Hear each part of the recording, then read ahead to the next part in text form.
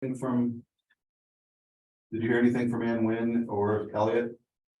No. Okay. Want to give them a few more minutes? We'll give them 1 minute. The meeting starts at 9. We got a quorum, right? Yeah, we do. Patty, We do. comes on if you just turn the camera towards her. Hey, Maureen, you should know if you're not 5 minutes early, you're late. The camera so you can see her. on the 5 screen. minutes, it's more like if Okay. you're not 15 Yeah. minutes early, you're 15 minutes Right. late. So it should be the Yeah, 30 minutes yeah, she has. early. I've adjusted for the corporate, I adjusted for the corporate rules to give people 5 minutes.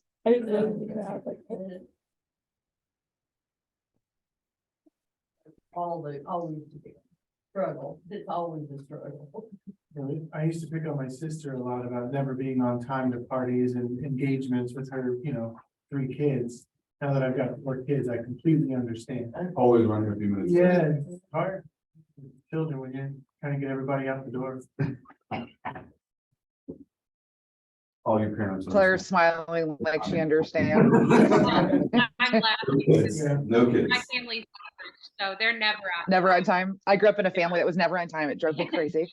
No, my husband's the exact opposite. If you're not 10 minutes early, he thinks you're late. No. Yep. Did you see Elliot? What time? Yeah. Okay, so Elliot's in the Did he? building. Here. Okay, we'll give him a second. Bathroom or something.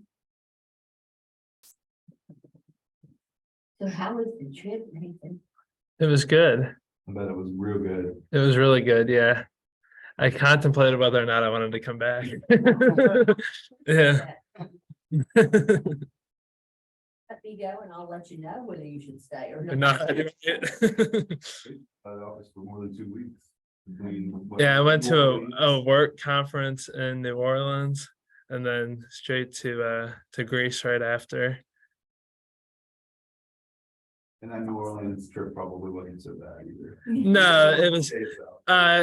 the conference was like 8 to 5, but you still had the evenings. Yes, I like it.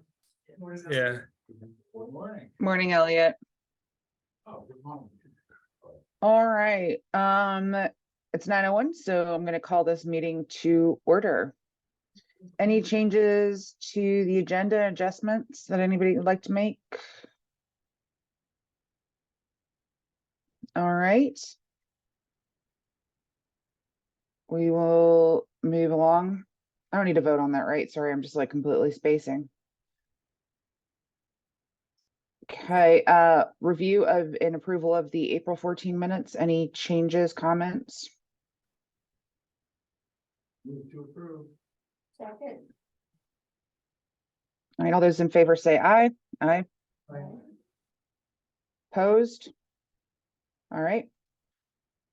The meeting minutes are approved. Mason, do we have anybody for public comment? We did not. Looks like Ann Wynn's trying to connect. Yeah, Okay, nobody else. nobody else? Okay. We will continue on. All right, moving over to unfinished business. We got an update on vacancies. So we're just about to get our kickback for the social worker from the Division of Personnel. It's out for public, no longer in just in network in the state system. It's out for public applications. So once we get all the applications and they kick that back to us, we'll review those. The peer recovery coach is a little bit more difficult to post due to DOP regulations that I just was informed of yesterday afternoon. So we have to set up a position for it. It's not an ordinary health department position through the Division of Personnel. So I posted it and they came back and said it has to be redone. So I will redo that today. All right, thank you. All right, moving on to new business. Do we have Charlie in the room? I'm here. Hey, Charlie. The financial. Please are in here. So good morning, everyone. Good morning. Thank you. March 31st, 2023, or 75% through the year. And you'll see that we are in compliance with reserve requirements in excess of $49,000. Financial summary, just to go over March, the month of March. Revenue $278,000 for the month. We're gonna reduce that by salaries and wages of almost $87,000 and operating expenses of $42,000, leaving us a surplus for the month of March of $149,000. Fiscal year to date, we have $1 million of revenue. Again, reducing that by salaries and wages of $758,000 and operating expenses of $274,000 leaves us a surplus of $18,000. In the black.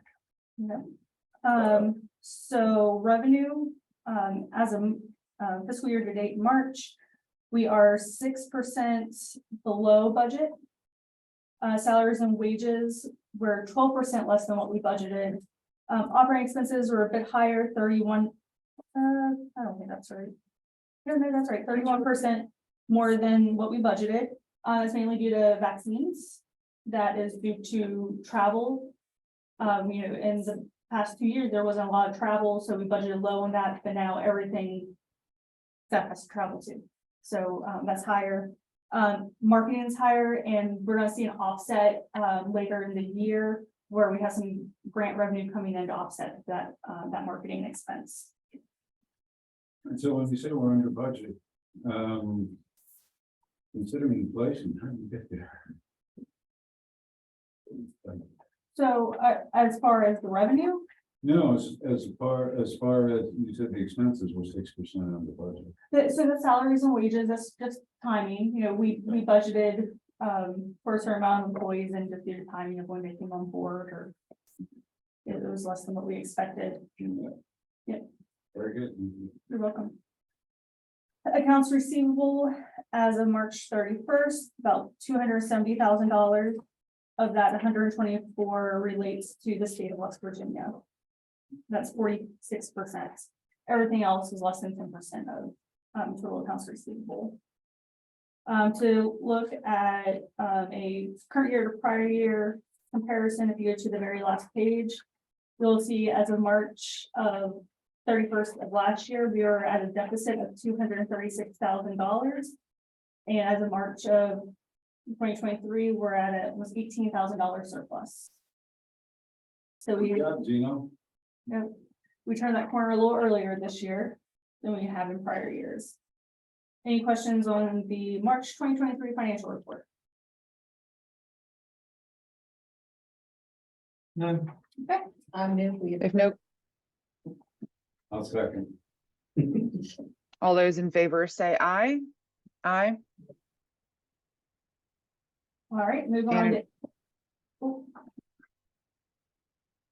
Sorry, go ahead, Charlie.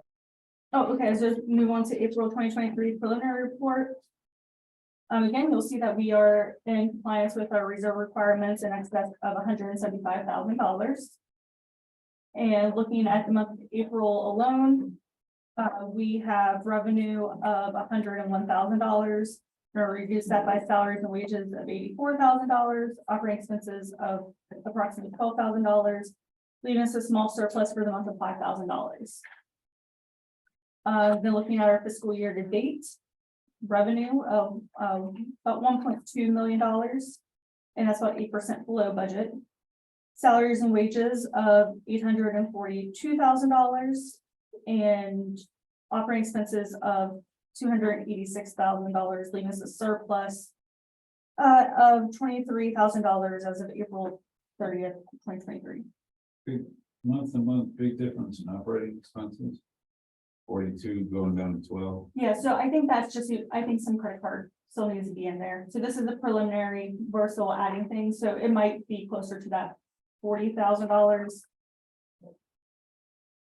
Also didn't But- spend on equipment as in April as much as we did in March. And Computers, monitors, things like that. Do we amortize equipment or do we treat that as a cash pay? so you have, well, right now it's cash basis. When the audit comes around, all that, as long as it's within your capitalization policy, it will go into equipment and it'll be depreciated for its useful life. But right now you are seeing it on the cash basis. Gotcha. Accounts receivable, we have $290,000 approximately. Of that, 107, almost 108 is related to the state of West Virginia, and that's 37% of your total accounts receivable. So that went down compared to last month. Yes. As far as the state of West Virginia portion. And if we just want to take a peek at where we were last year compared to this year. Last year, as of April 2022, we had a small surplus of $3.5 thousand. And this year we have $23,000 surplus.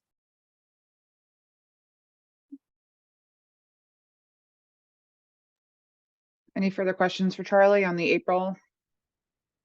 Before we move on, we obviously don't vote on those until next month. Oh, wait, hold on, there's somebody in the chat. Oh, I'm assuming that was Ann's vote It's was just- yes. Yes. Okay, thank you. Sorry, any other questions for Charlie? No? Alright, team. Let's move along to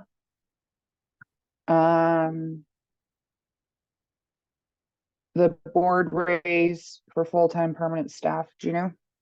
Okay. Thank you, Charlie. Thank you. Yeah, thank You guys you. have a great day. You too.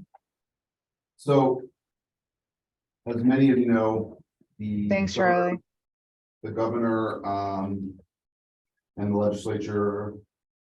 Allowed for a $2,300 across the board for all state employees and also. Government agencies that are covered by the Division of Personnel, which the health department is.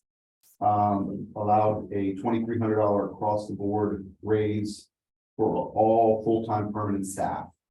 So it's very similar to the 5% raise that we did last year. But because we are not officially a state agency, we are an independent government agency.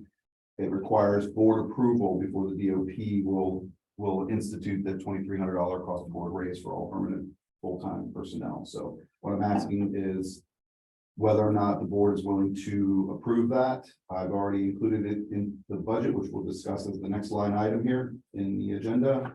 But it's already been included in the budget, and we're well within budget with that included. So it's up to you five if you decide to institute that. If you vote for it today, we'll submit the minutes to the West Virginia Division of Personnel, and it'll begin on the first day or the first pay period of the new fiscal year 24. So do they up our funding to cover that? They did last year using the state aid formula. This year they did not. They will not. This is out of our general revenue. So they approved the increase in expenditure, but didn't provide the fund. Correct. An unfunded mandate, are we, It's not a mandate. oh, we don't have. You don't have to vote for it. No, you don't. But it isn't. I did include it in my final proposed budget, and it's something we can pay for. We can't afford. We can. So, I don't have anything else to say. I imagine that'll really help with recruitment retention, which is an ongoing challenge. So are you asking for a motion for 2,300 per employee or a 5% increase? 2,300 is what's allowable, not the 5%. 2,300 is what was passed by the legislature and signed into law by the government. So is that to every employee? That's to every permanent full-time employee, which is 14 employees. Okay. And that becomes their permanent base, And it is a base building salary Okay. increase. so it's ongoing, isn't it? Correct. Not a one-time. This is not a bonus. This is not an incentive. It's nothing like that. It is a base building, it's base salary increase. I knew we approved the $2,300 wage increase across the board for all of the permanent full-time employees. A second. Any discussion? I'd just like to know what the DOP Right. and what the rationale was when they put this out there. Was the idea to help with recruitment and retention? I mean, specifically. Very specifically, Okay. yes. So, comparatively, the state of West Virginia is well below market on almost every position across the board. Mhm. And it's no different in the health department. So that's something that But because we're not a state agency, it doesn't get automatically instituted as opposed to like the OEHS offices over here, they get it automatically on July 1st, but we have to have board approval because that's how we're set up. Do you have a Yes. ballpark figure as to what that would amount to in terms of the aggregate increase in the payroll? I do. Percentage? I do. Okay. I do. We can discuss it when I discuss the budget, but I also have a hard number. So you'd be talking about, In terms of the percentage. 2,300 times 14 people. well, it's less than 6% increase in personnel costs, you know, from what I saw. All right. So. But it does make an impact. It's, you know, Yeah, no, not nothing. No, It's about $60,000, if you include all of the money plus, you know, it's not quite that, but, and FICA per, you know, pension and all the things that are part of benefits and things like that, it gets up there. So out of about $1 million, personnel budget, and it's less than. okay. All of the pensions and benefits, is that like a 20%? It's a percentage based upon. I do think I do think that our employee are paid very low, so the 2,300 is absolutely needed. Well, I don't think that anybody's arguing that. I just wanted to know what the numbers are. Yeah, no, absolutely. Yeah, less than 6% of the total personnel budget going forward.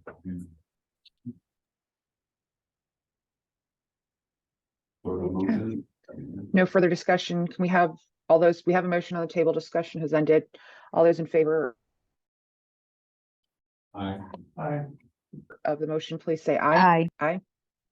Any opposed? The motion passes.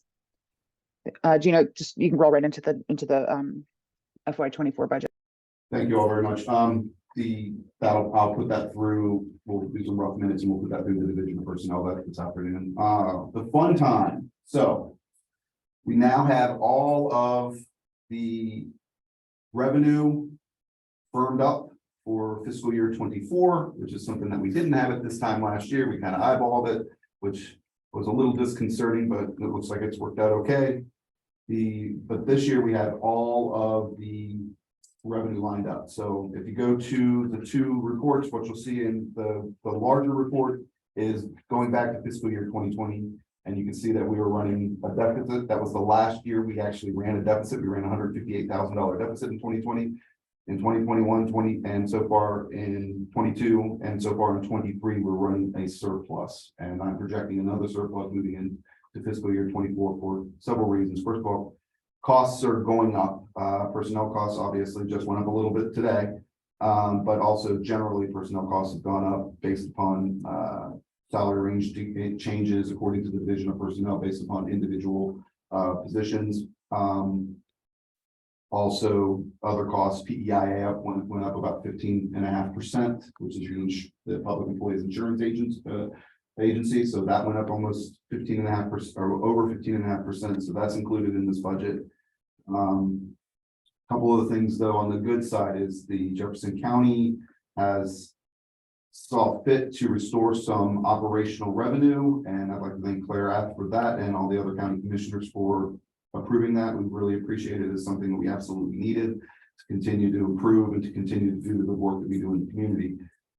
A second new revenue stream came down from the CDC, and this one is an infrastructure grant. It's considered it's a 3-year grant designed for retention and recruitment. Mostly for retention is how I'll be using it. So if we had to eliminate any positions due to the fact that the COVID grant money is disappearing, CDC is willing to support us for the next 3 years to keep those positions filled. So we'll be using that to offset personnel costs in fiscal year 24.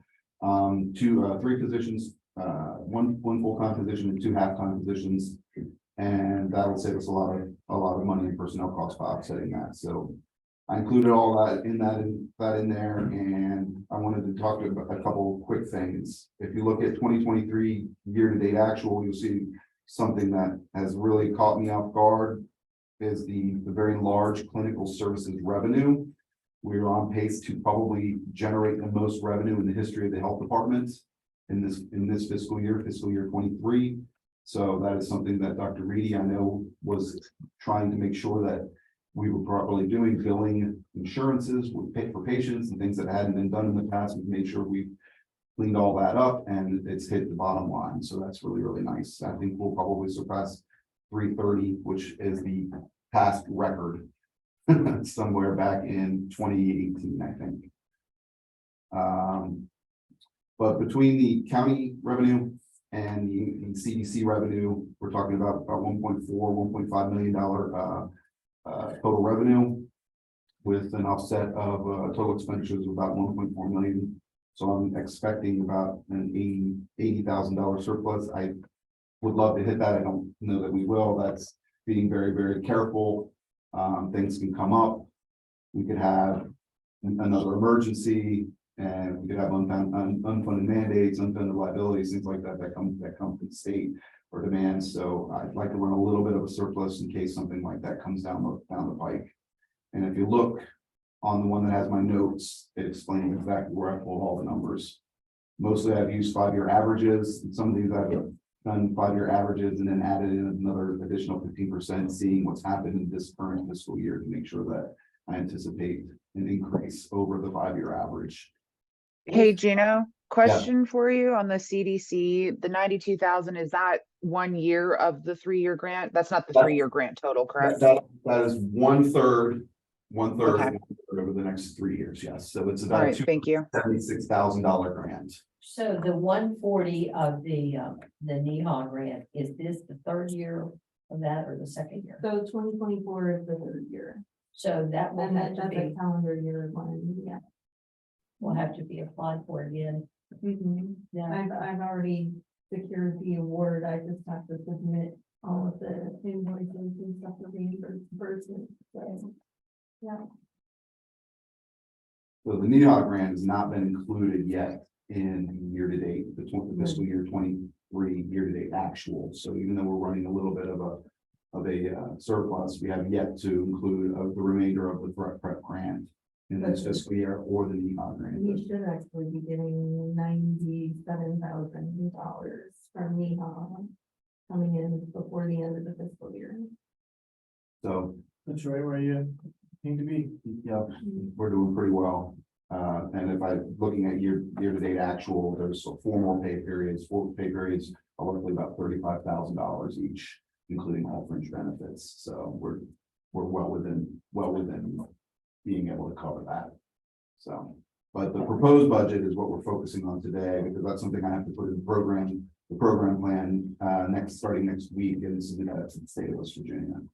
So what I'm asking for is a vote today to approve the proposed fiscal year 24 budget and sign off on that. That there can be minor changes as we head into the fiscal year, like we've done previously. Because if you look at 2023 approved versus the updated budget, there can be slight changes in revenue. Revenue might go up, and state might add more to the state aid and things like that. So and that's what's happened in the past. So, but I'm pretty firm on these numbers now because we're firm mostly firm on revenue. So you're looking for a motion to approve. The fiscal year 2024 proposed budget. I knew we approved the proposed 2024 budget presented by Gina. I'll second. Any discussion? Yeah, I'm curious about the Jefferson County revenue that they've reinstituted. I know that I missed April and I had some technical difficulties. I did try to log in. It was terrible. Yeah, okay, all right. Well, yeah. You weren't the only one. How that went. Can you just provide, I just would love to know how that went, was, what you asked for, kind of, it seems like they approved 106,000. Is that gonna be annual going forward? Yeah, any insight would be. So first off, I appeared, I believe, in front of the county commission on March 12th or 13th. Yeah, so- And I asked for restoration of the funding that the health department had received up until 2010, fiscal year 2010, which was $242,500. the county commission came back with $106,186, which I think is very generous. And that's what I've incorporated into the budget. So with an in-kind contribution of the space that we use, which is valued roughly about $86,000 in lease, in an annual lease, that puts us roughly at about almost $200,000 in kind and then operating revenue from the county. So it's pretty good, I think. It's not quite the 242.5, but they have to balance their books too. When they were giving the 242, the health department was still here, so it's 242 plus the In in-kind. kind, correct. Okay. So yes, it was probably at that time closer to $300,000 at that time, equally between in kind and regular operating revenue. And I'm sure Claire could probably answer what the rationale behind it was and how the vote and everything went. Yeah, and on that, I would just say I would have loved to have been able to give more, but unfortunately, we've gone from 2010 having the huge number we were giving you guys to 0. So it's kind of hard to then jump 0 back up to 200. So it's my hope we can start phasing in more and more each year. But this was kind of the starting point to that. Great. Thank you, Claire. Plus We're the- grateful, thank you. Plus the in kind, yeah, plus the in kind. Yeah, oh, we're absolutely grateful. It's going to make it much easier to retain employees, much easier to recruit employees with that extra bit of money, and that's really appreciated. Indeed. Yeah, not a problem. And thank Anne's got a question. Anne, when? Yes, please, Ann.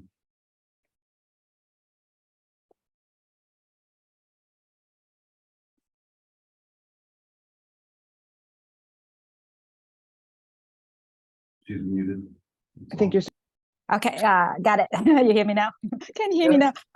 I just wanna make a comment that it seems odd that I've been holding out on voting for the budget for almost a whole year last year.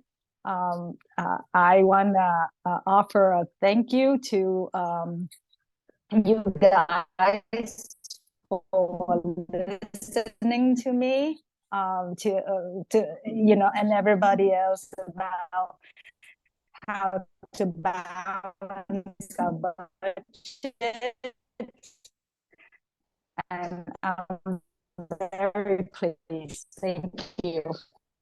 That's all I got to say. All right, if there's no further discussion, all those in favor say, do my colleagues in the room say aye? I can't hear. Aye. Aye. Okay. All right, I don't hear any opposed. So the motion passes. Thank you, Gina. Oh, it's getting crazy over there. Is it our connection? Yeah. Yeah, I didn't catch a lot of what Ian said, unfortunately. It was All right, thanking everyone for understanding that, not voting for the financials and things like that. There was a reason for it. And the reason being, I think, was the fact that she had been here during all of the deficits. And now, yeah, not all, you've been here for all of them, and that she wanted to, all right, we'll move it. I think we're frozen. Sorry. Yeah. see that.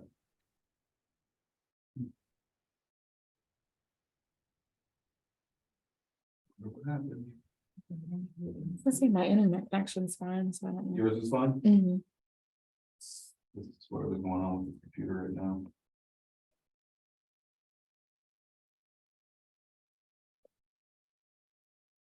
No, we can, Here you go. can you guys hear us now? Yes. Yes. There we go. It was the sharing. hear you. It was going crazy. Okay. I think we're Okay. good now. Okay. All right, thank you guys. It's that screen share. Aaron, we're not hearing. We can't do screen share. Our, department reports.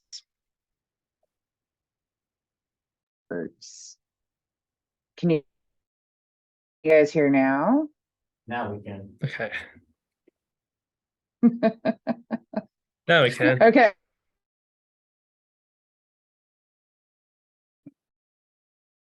Maybe if everyone stops sharing their video, that could help a little Okay. bit. Go ahead and move into the department reports. Maybe we don't use screen sharing. Turn that one also. And then try Yours. to The screen sharing that seems to be messing More. us up. Mason, stop Mhm. the video. and then share. Yeah, that's fine. Something like this, Gina. It was account problem. Oh, okay. We had allowed the state changed our credit card. And we didn't catch. But you don't want to see our faces, right? Okay. Karen yet. says that she can hear us fine. Okay. Okay. What is going on? Okay. So let's go ahead and do the environmental activity report. So we have, Patty Richardson, the environmental OA3 here today to give us a report on rabies. So I'm going to let her do that first. This is a PowerPoint presentation that she came up with to educate the community. So, I will let her go ahead. So good morning, everyone. Good morning. Dr. Reedy asked me to do this, just a little brief overview of rabies. So Dr. Reedy, if there's anything you want to add going through this, please just stop me.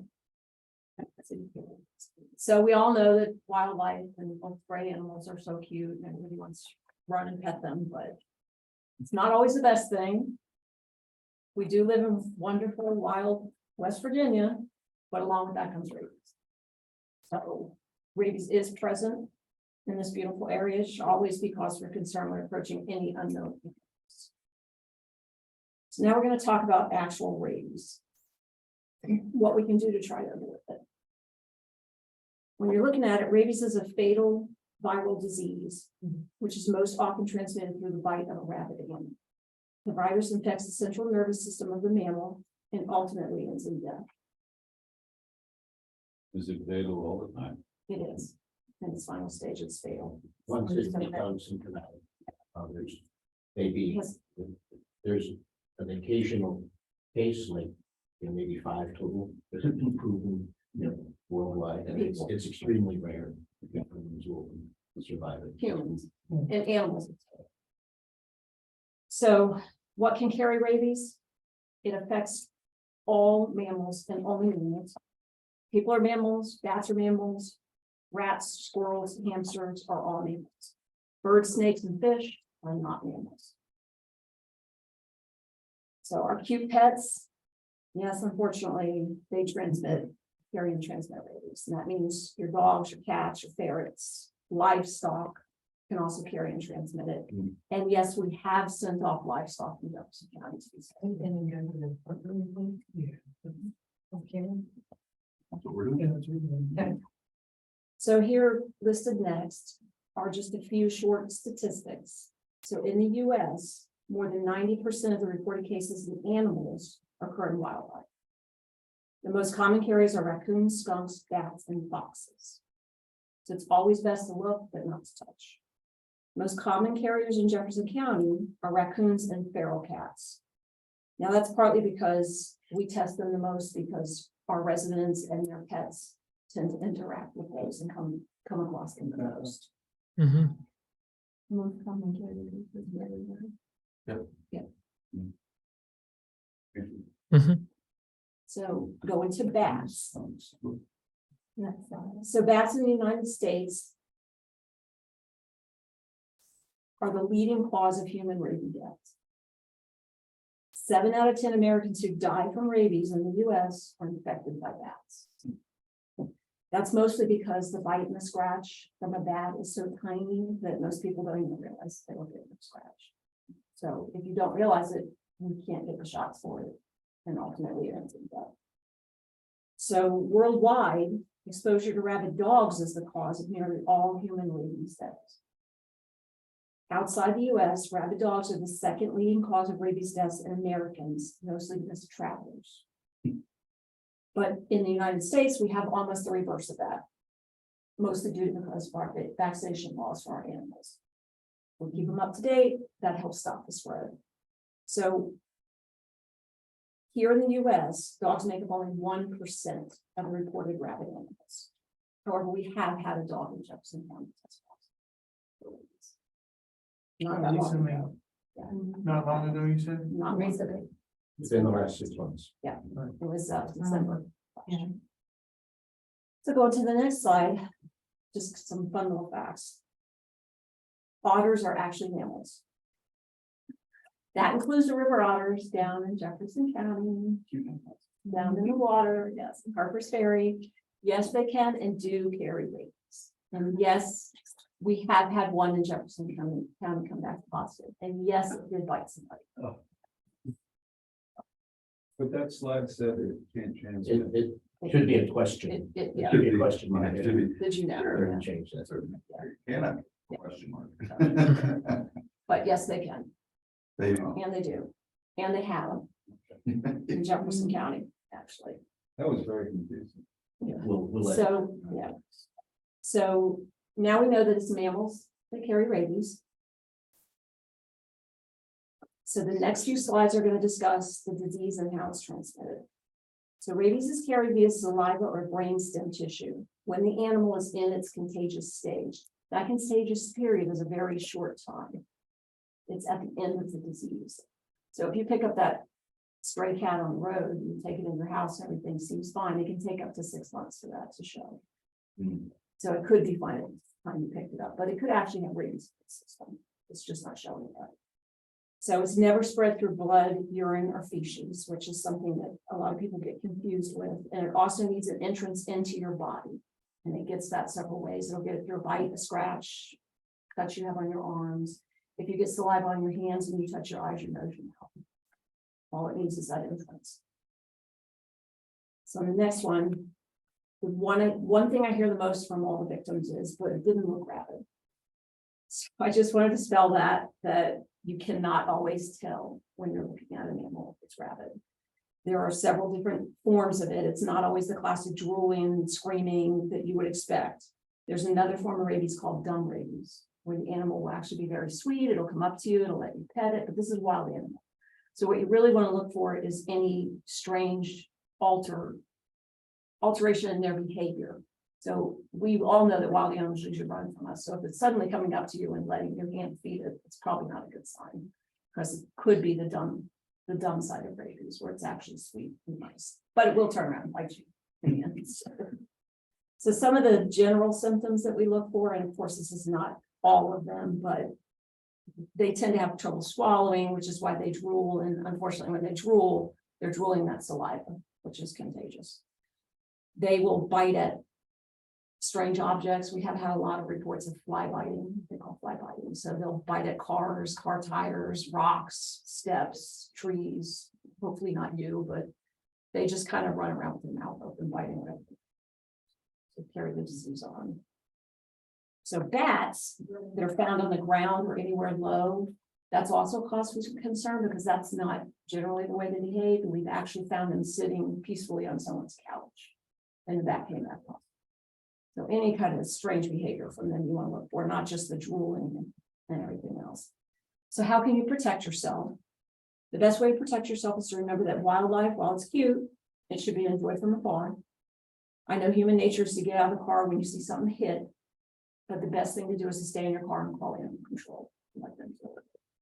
And we should also teach our children to never approach unknown animals. That includes unknown dogs and cats and things that are one right now. That we've had a lot of children.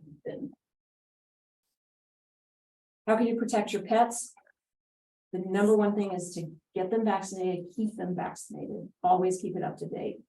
You should also not leave any kind of food or water outside your home, because that's just asking for the raccoons and foxes and stuff to come up and eat. And then of course they interact with either you or your pet. So never let your pets run at large, because if they bite someone, you are responsible. So what should I do if my pet gets exposed to an unknown or suspected rabid animal? First, let me say that in West Virginia, as I'm sure it is in most states, if we can't prove that it's rabid, we have to assume it's rabid, because to do anything else could be deadly. So when we have an unknown, we always assume it was. So don't touch your pet if it gets into Formish was something, don't touch your pet, don't touch that wild animal, unless you have on gloves. If you want to wash your dog or your cat, do it with gloves on. Because you have to understand that saliva is on your animal somewhere, and you don't want to come in contact with it. If you forget and you do run over to assist your dog and you touch it, then you want to make sure you wash your hands. Don't touch your eyes, your nose, your mouth. You don't want to spread that saliva anywhere. And do not bury the suspected animal, because after it's buried, we cannot test. So what will happen to your pet? So there's a lot of misconception out there. Everyone gets mad and thinks we're going to take their animal away, but that's not the case. If your dog or cat bites someone or scratches someone, it's typically just put in a 10-day quarantine. So it's important to note that the length of the quarantine runs off the vaccination status of the animal. So you can do yourself a big favor by keeping your animals current. The quarantine's in your home. The quarantine is typically at their home. There are cases where it's not, but animal control is not there to generally take the animal. It has to be a particularly vicious case. It's bitten a child or something. Typically that's in the face. That they will then take the animal and they will just quarantine it in the office. But typically that's not, it's typically done in the house. So the next slide, quarantine types and times.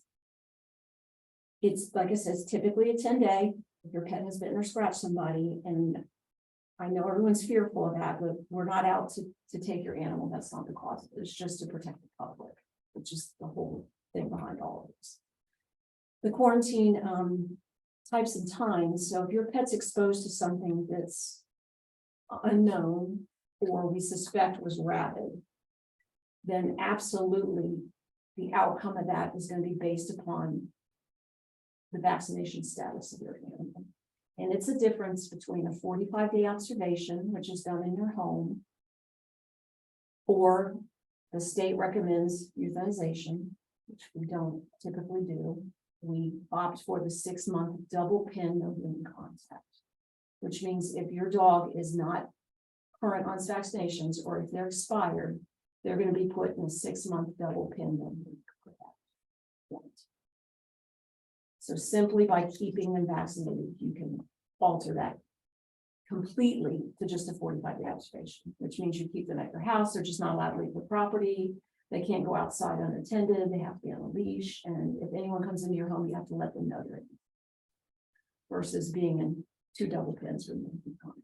So Does the owner do the double pinning? Or they do the double pinning. We go out and check it when they set it up to make sure that it meets all the regulations. And then animal control will go out at the end of it to check the status of the animal.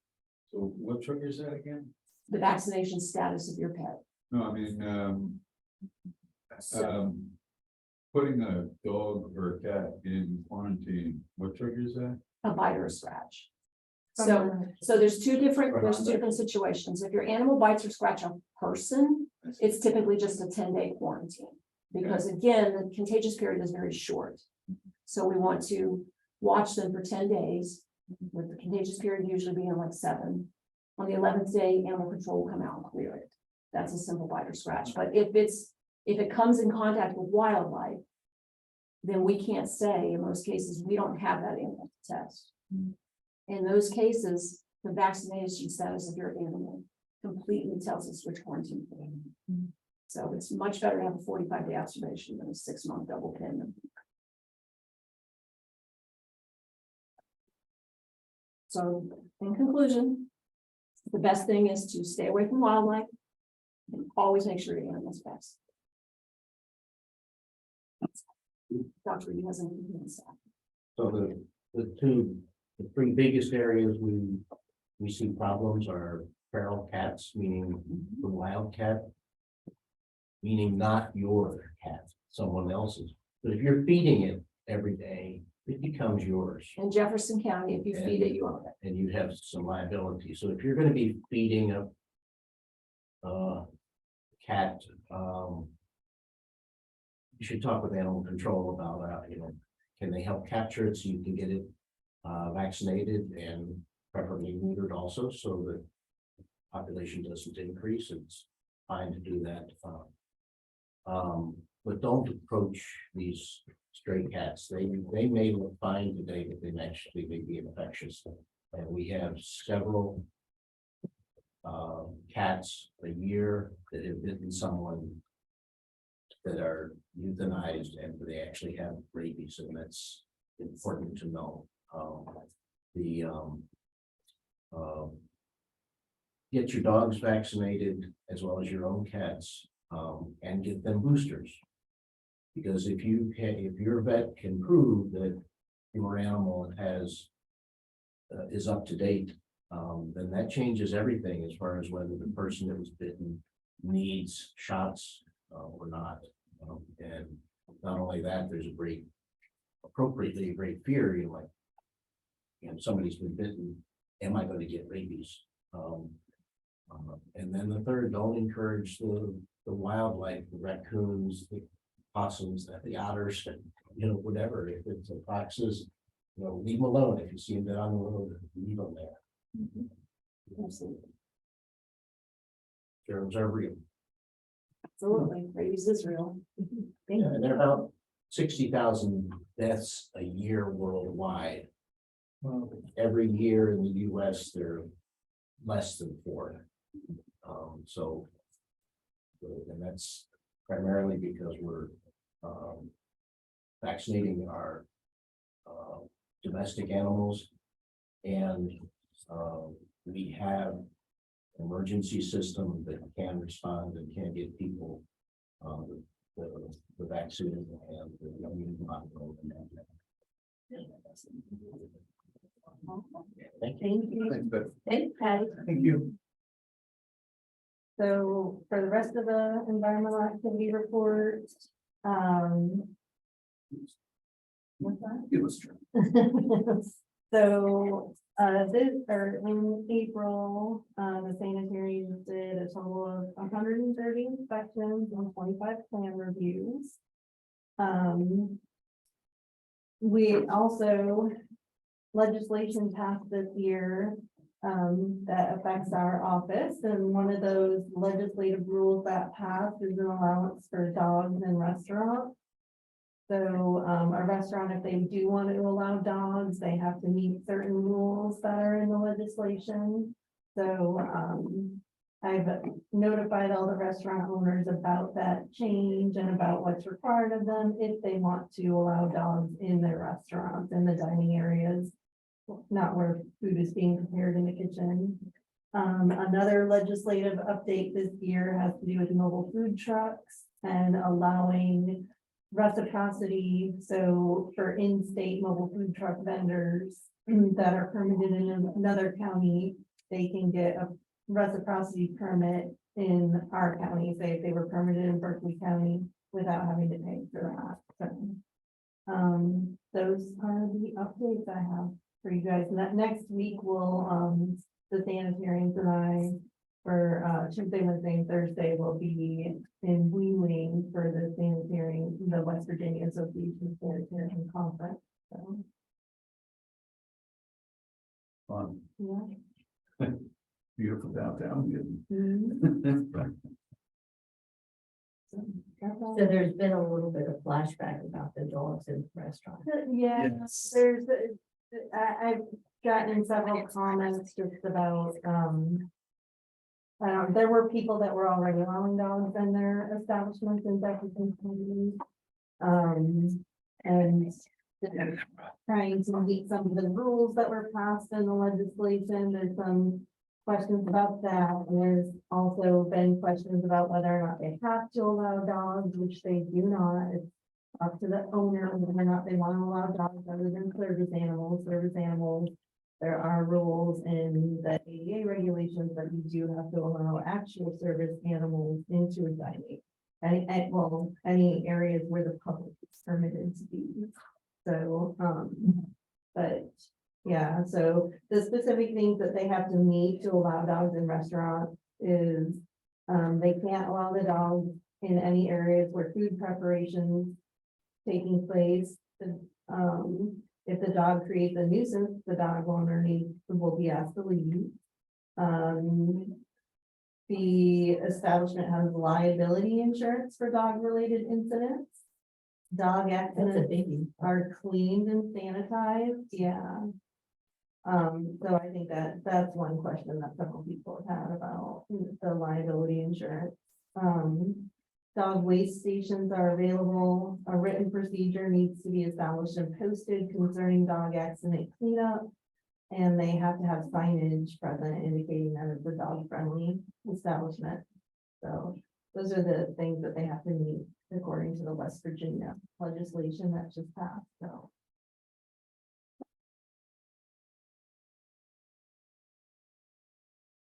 We're not on slide anymore. Any questions about anything?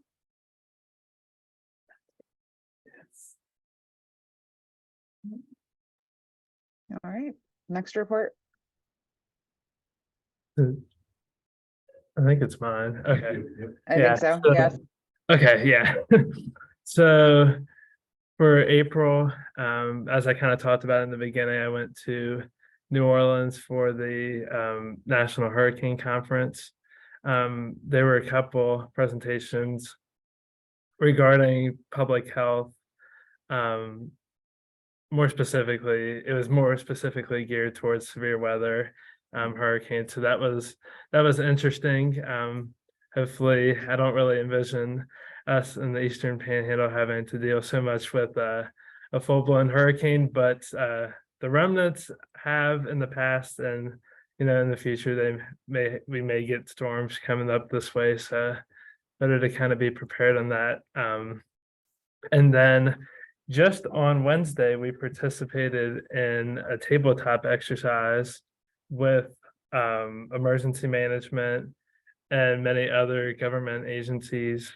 It was a regional exercise that involved our our non-regional counties, Berkeley, Morgan, Jefferson, and so on. So the details of the exercise, I'm not going to go over because it's for official use only. But what I will say is that the scenario was very much realistic.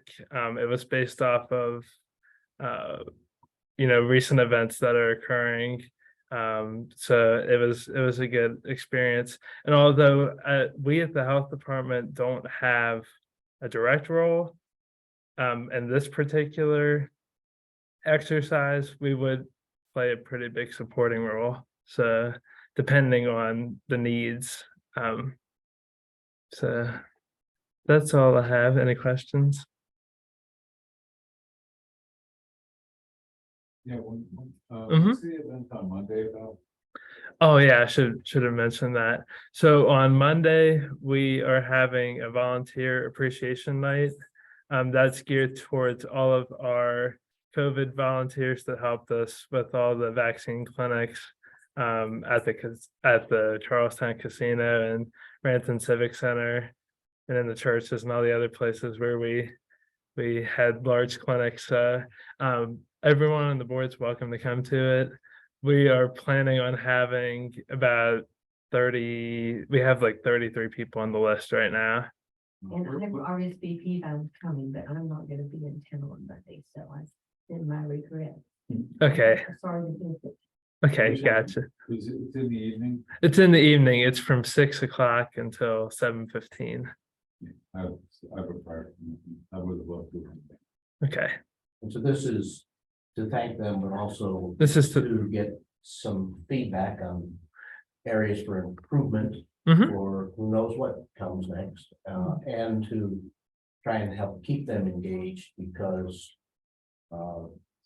they were essential and they're still essential.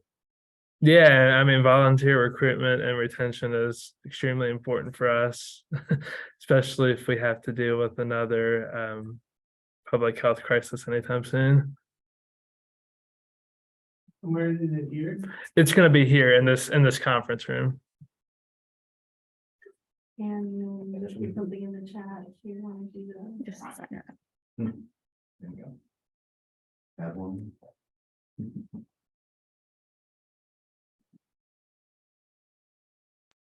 Okay, I think our clinical is next. I'll give the clinical activity, board members have that last month we had 8 family planning encounters, 9 sexually transmitted infections, total vaccines have been down to 52. Only 7 of those were COVID vaccines. The number of COVID vaccines is rising again since they approved the second booster dose.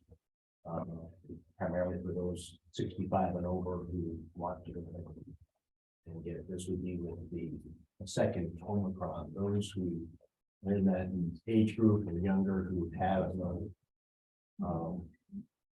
immune system problems and they haven't gotten the Omicron or bivalent booster, they're encouraged to get that. And then tuberculosis, skin testing, and treatment of those with positive tests is ongoing.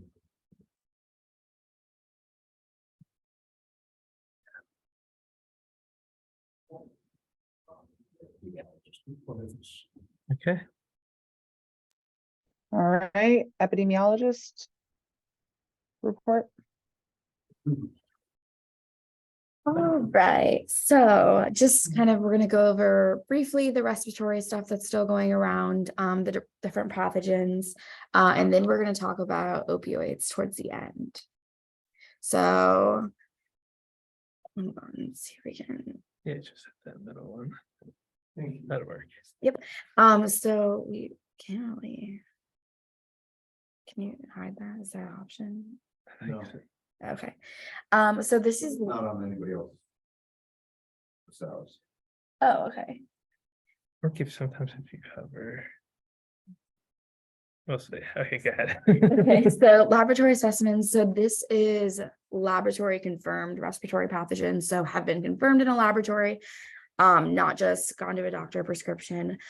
This kind of just shows the trends of the last couple of years. As you can see, we're kind of getting out of flu season, getting out of respiratory pathogen season, so it's definitely on the tail end.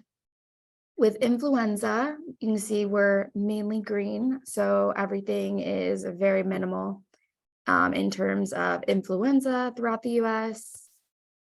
With COVID, it's the same thing. There are a few counties that are still have high levels and a few that are medium, but 98.5% of the US is low. So same thing in West Virginia is actually all green this month, which is great.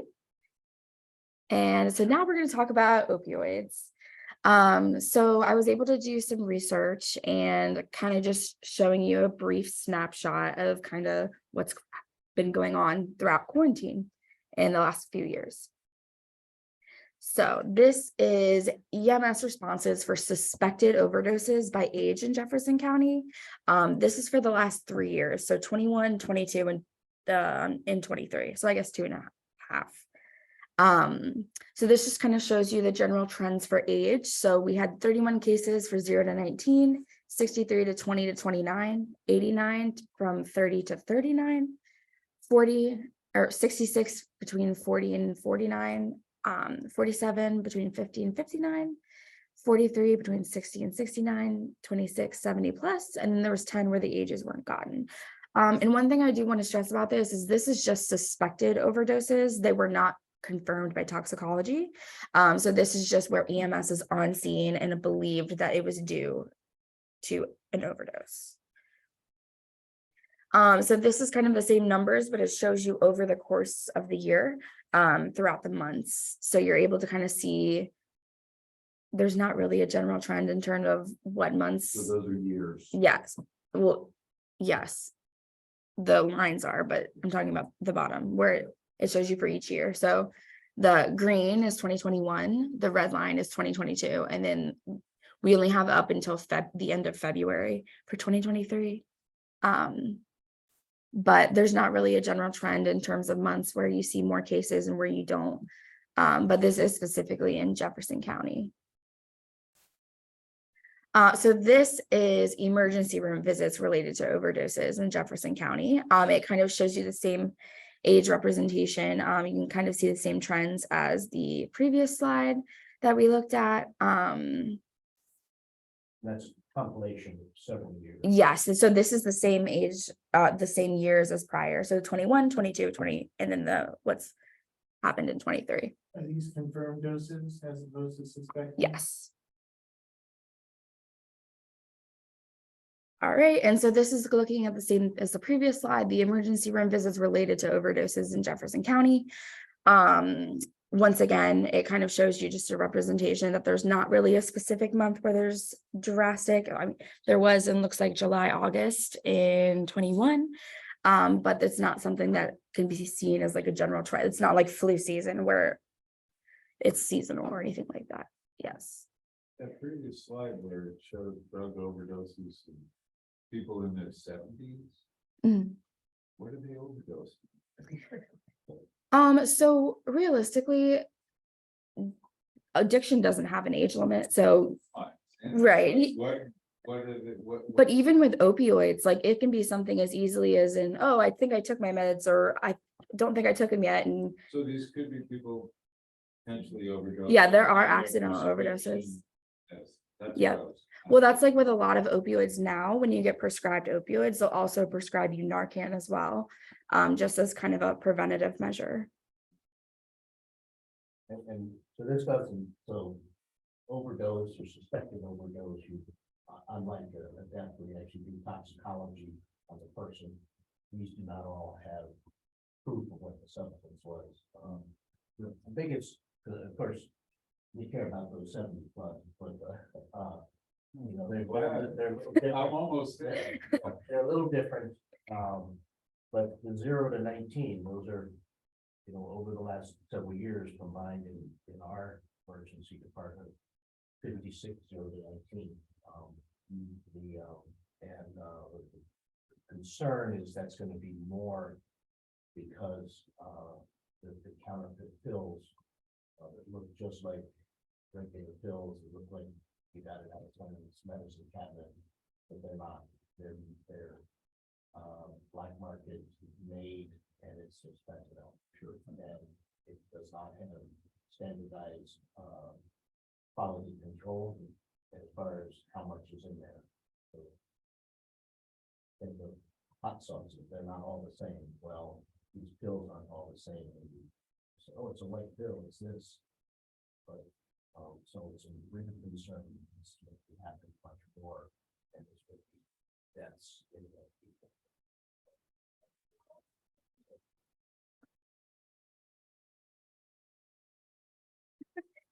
So we kind of already talked about this one. Yeah. All right, so now we're going to be talking about rankings. So this is not the most recent one.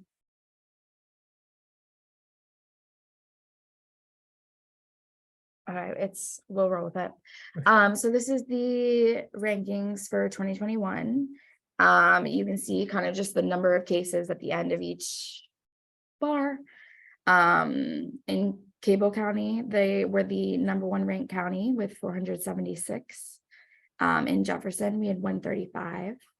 And mind you, this is number of deaths per 100,000 by county. So obviously we do not have 100,000 people. So there's a way to get a ratio so that all of them are kind of on the same playing field in terms of rates and averages. Why is Apple County So that's Huntington, and so that's the hotspot. Also known as Heroin Highway.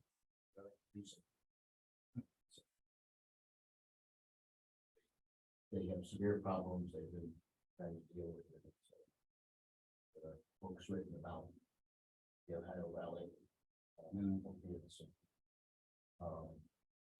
So there were, and then the southern part of the state, you know, some of these. Logan and Wild. Logan, Mercer. It's in McDowell. And that'd be Mango and stuff. Yep. You have the right accent. This is just kind of highlighting where we're at. And then the next slide kind of breaks down numbers in terms of all drugs, all opioids, fentanyl, heroin, cocaine, and meth. And this is strictly for fatal overdoses. you can kind of see where Jefferson lives. I also did kind of our neighbors, so Berkeley, Morgan, Hampshire, Hampshire, and then cable and also the totals. Lovely fun, know there. Yeah, Definitely involved. yep. It's definitely a bad one. It doesn't take much.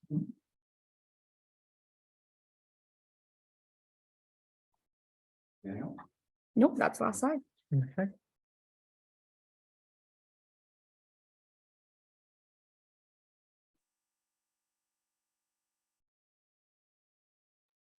Sorry, I was having technical difficulty. I think we've got the health officer report next. Um, Yes. Don't have a lot to add, so Gino mentioned the difficulties in recruiting, for a clinical or specialist for peer recovery, which is somebody who has had prior problems with addiction, who now is in a role where they're actually going and counseling people who are using the substance and trying to get them help, which ideally would be to be able to get off of the medication, or at least substitute something else that's legal and reliable, so that they not at the same risk of overdose. They don't have to be engaging with illegal methods of getting it. If they're not using injections that increase the risk of HIV, hepatitis C. But our hope is to get that on board. Among the things will be when you have somebody who would like to stop.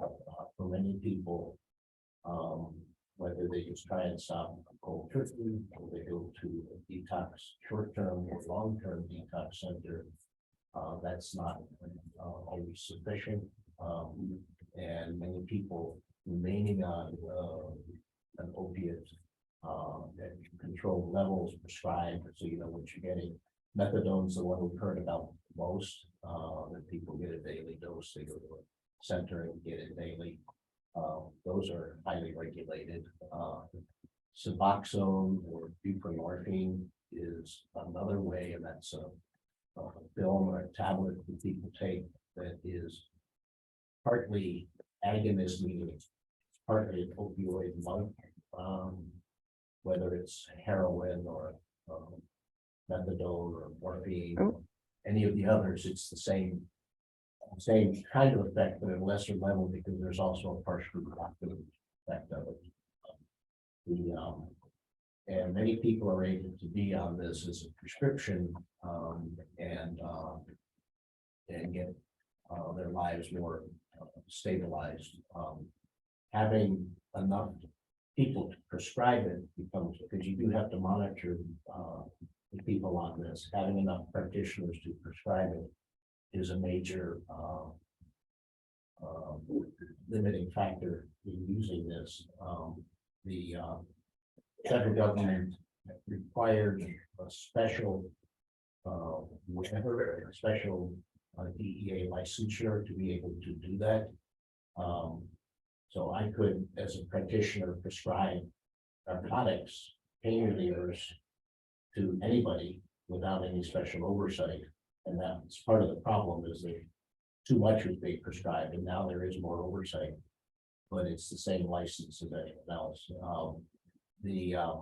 Whereas you had a special license, special approval to prescribe the Suboxone. In the last few months, the FDA removed that special requirement. In West Virginia, though, the idea was that any private practitioner now could be helping someone get off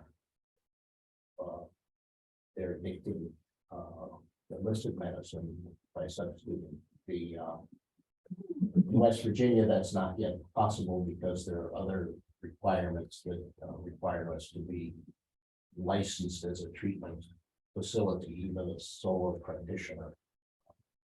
And whether that's gonna change, I don't know, but I'm maybe coming to the board. So we're looking into what's required to do that. It's we have a registered nurse who will be finishing her training, doctor's nurse practitioner in mental health.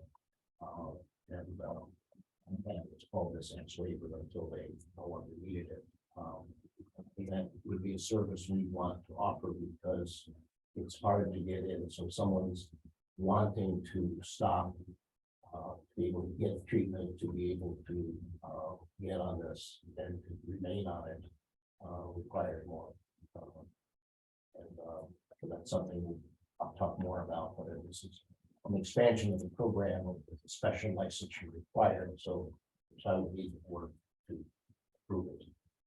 So, Do you have to go to training to get that license? so I've already done the training and got the waiver a couple years ago. About yes, so even so the state will also require the training, which again, which I've had. But it's and I think it's appropriate.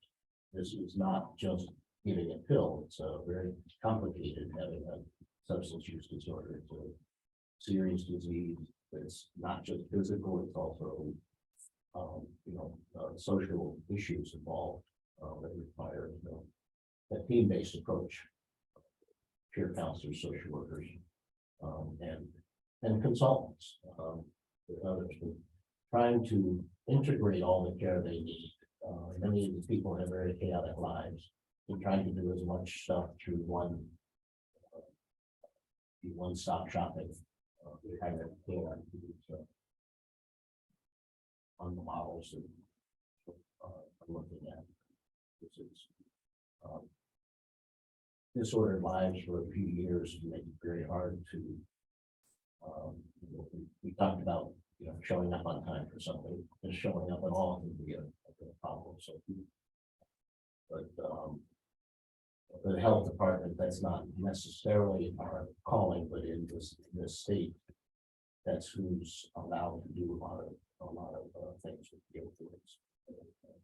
And it's the number one cause of death of young adults, not just West Virginia, many places. So we're going to keep showing that. The number of confirmed COVID cases last month was down to 34. This was received in, done by laboratory tests to confirm positive. The number of cases is far higher than that because most people who get it, it's a home test. They don't go unless they're going to, they're at risk for more serious disease. They don't go see the doctor. Some people will go see the doctor to get the pills for treatment, but it's still going around, traveling, airports, overseas, all that. Great way to get exposed. And and I've talked to every other week. I talk to somebody who calls in that they just got back from the trip and they had COVID. So this is the rest of the group they traveled with. So it's still here. Fortunately, it's not as virulent. The number of hospitalizations remains pretty low. So that's good. Thank you. Any questions? Thanks, Dr. Rady. Yeah, any questions? All right, we'll close out with Gino's report. I'd like to say I have all kinds of cool things to talk about, but the most important thing was the budget. So I really have very little to say except thank you to the staff this past fiscal year for putting us in a position where we can realize a positive net balance at the end of this fiscal year.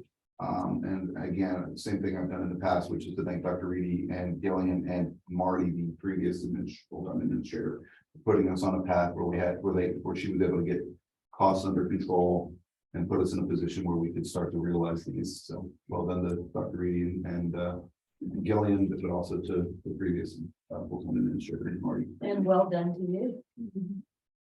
Thank you. Thank you all.